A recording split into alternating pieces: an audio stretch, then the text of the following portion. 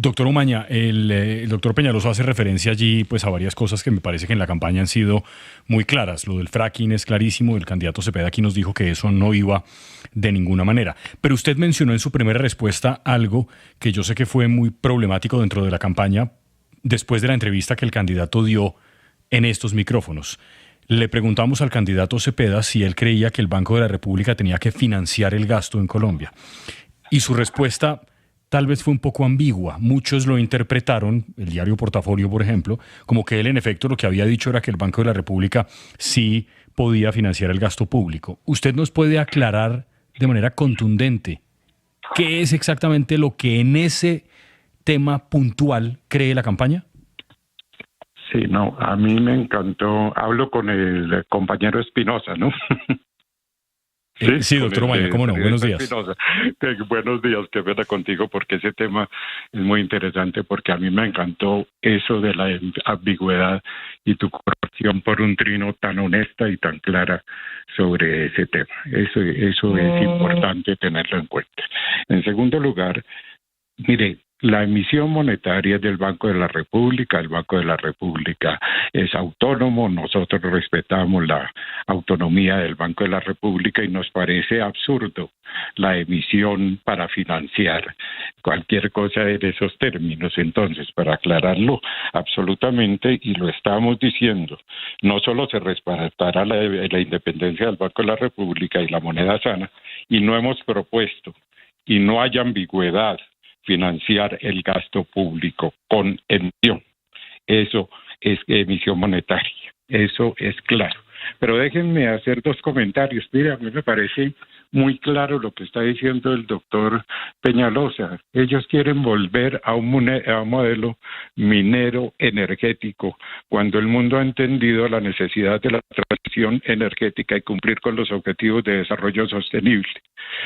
Pero en transición energética también nosotros tenemos la propuesta que será gradual, técnica, responsable y justa.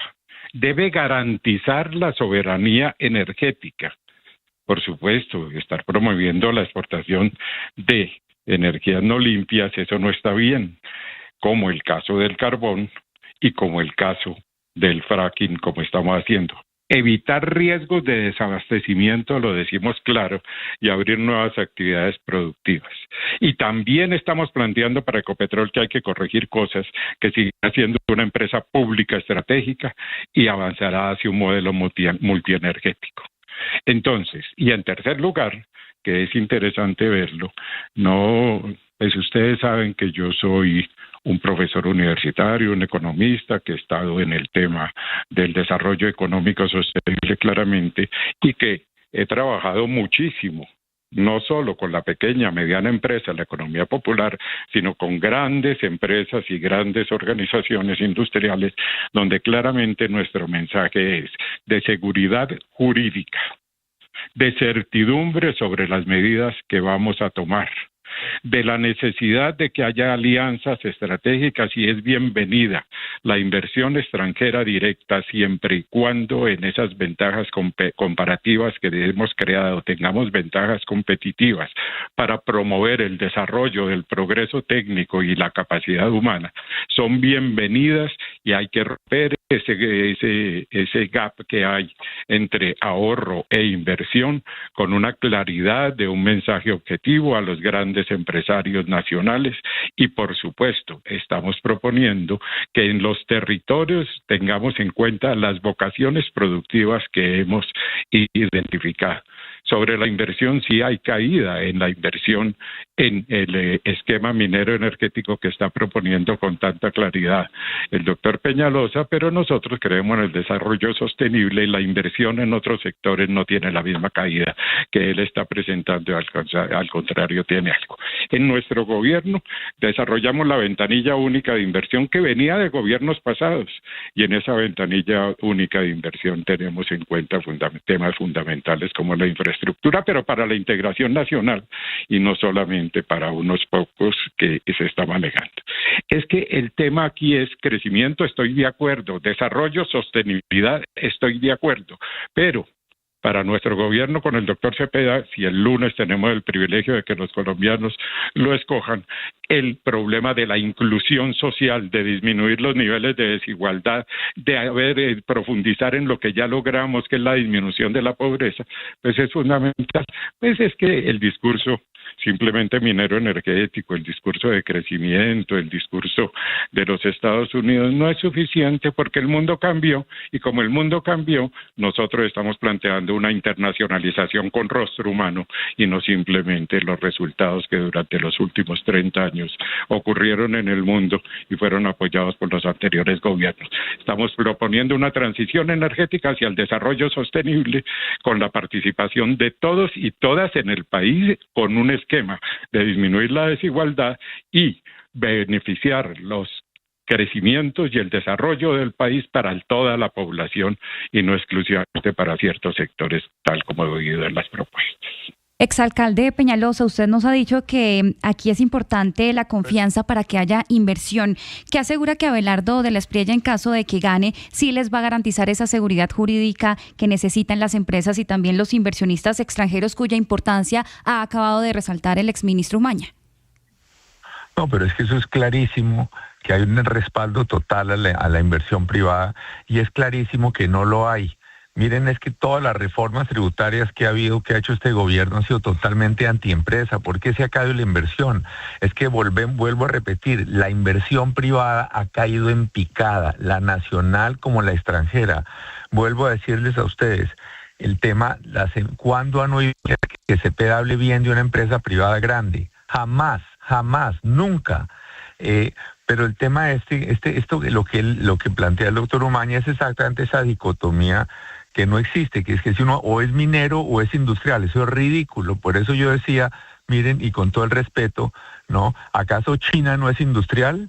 China produce 75 veces más carbón que Colombia y también produce la tecnología más sofisticada y más avanzada del mundo, y hay países hiperpetroleros como Estados Unidos. El principal productor de petróleo del mundo son los Estados Unidos, y eso significa que no produce inteligencia artificial y no produce data centers y no produce cohetes y no produce toda la tecnología. No hay ninguna incompatibilidad. Es que el peor problema ambiental es la pobreza, y lo que tenemos que sacar es a los colombianos de la pobreza, y lo que tenemos que tener recursos para hacer la inversión social, para hacer las carreteras, para hacer los hospitales, para que los jóvenes tengan oportunidades.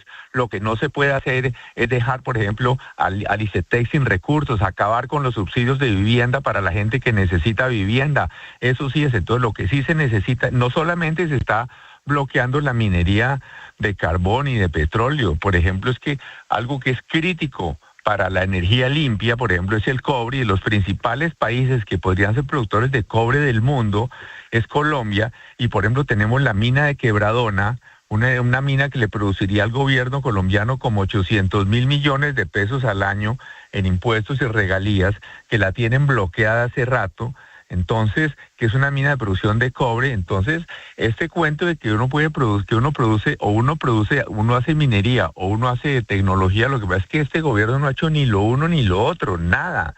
¿Dónde están los proyectos? Lo que ha habido aquí es unas actitudes completamente en contra de la inversión privada. Vemos cómo es que las chambonadas que hizo el gobierno, por ejemplo, recientemente con el cobro de los impuestos prediales que generaron protestas por todo Colombia. Entonces, que el presidente salía a decir, no, que qué pena, sí, que habían cometido una chambonada, porque es que él lo que quería era clavar a los productores grandes, y que sin darse cuenta había clavado también a los chiquitos. Pero vuelvo a repetir aquí, las cifras muestran clarísimamente que lo que ha reducido la pobreza en Colombia ha sido el crecimiento económico, y ha sido crecimiento económico mucho más que incluso los programas sociales. Incluso, por ejemplo, durante gobiernos como el gobierno Santos, que hubo un crecimiento muy grande de la producción petrolera y unas reducciones muy grandes de las cifras de pobreza, y entonces no hay ninguna incompatibilidad con que se haga minería y se haga alta tecnología. Países como Australia, países como Rusia, los grandes países petroleros del mundo, incluso si uno quitamos a los países árabes, son países que además de eso producen muchísima tecnología, como Rusia, como los Estados Unidos, países mineros como Australia. Entonces todos estos falsos ambientalismos lo que traen es pobreza. Y además es una farsa muy grande decir que no se hace fracking aquí, generamos pobreza en Colombia, pero sí importamos combustibles hechos con fracking. Entonces eso sí es la contradicción suprema. Pero yo tengo que despedirme, yo lo siento mucho porque es que estoy aquí en carretera y ya estoy a punto, yo aquí me estacioné al lado del camino, pero tengo una reunión por aquí en el llano y estoy a punto de entrar a una zona donde ya no tengo comunicación. Yo les agradezco infinitamente y lo que yo sí les digo es, eso de cómo se desarrollan los países ya está inventado. Eso ya se inventó. Hay muchos países donde la gente gana más que en Colombia, países mucho más ricos como España, los países a donde están yendo los migrantes colombianos, a los europeos, Estados Unidos. ¿Por qué es que esos países son más ricos? ¿Por qué la gente quiere irse para allá? ¿Porque ha habido políticas parecidas a las de Petro o Cepeda? No, porque ha habido dos cosas, lo que son los dos ingredientes fundamentales, seguridad y un tratamiento favorable a la inversión privada, y no solo de la microempresa o la pequeña empresa, sino también apoyo a la gran empresa. Todo lo que sea desarrollo que genere buenas oportunidades, buenos empleos, oportunidades para los jóvenes, eso ya está inventado, es lo que se ha hecho en todo el mundo donde la gente gana mucho más que en Colombia. Lo que ha habido son seguridad y condiciones favorables para que haya inversión privada que haga que la gente produzca más, con más máquinas por persona, con más oportunidades para nuestros jóvenes.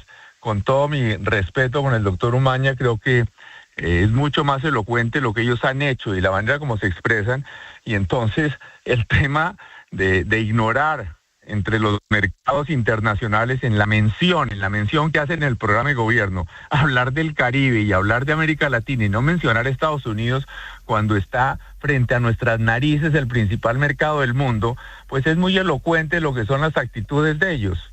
Entonces, sí, muchísimas gracias y les agradezco la oportunidad. Muchas gracias, Enrique Peñalosa. Muchas gracias al profesor y exministro Germán Umaña.